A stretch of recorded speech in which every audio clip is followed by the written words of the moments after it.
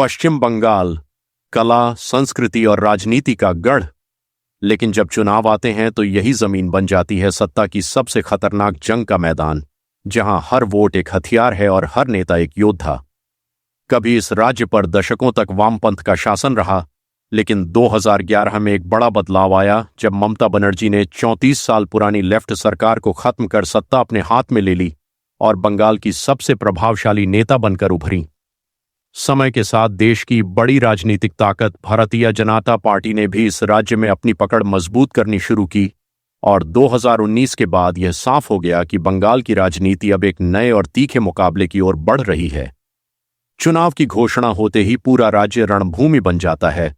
हर तरफ रैलियां, road show, नारों की गूंज और सियासी टकराव का माहौल बन जाता है।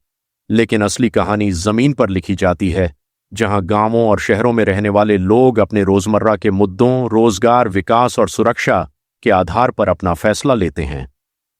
मतदान के दिन लंबी कतारों में खड़े मतदाता अपने एक वोट से लोकतंत्र की ताकत दिखाते हैं और ईवीएम का एक बटन दबाते ही भविष्य की दिशा तय हो जाती है।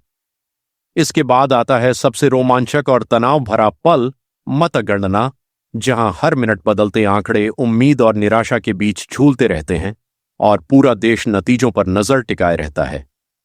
आखिरकार सवाल यही होता है कि क्या ममता बनर्जी एक बार फिर सत्ता में वापसी करेंगी या कोई नया राजनीतिक बदलाव बंगाल की दिशा बदल देगा।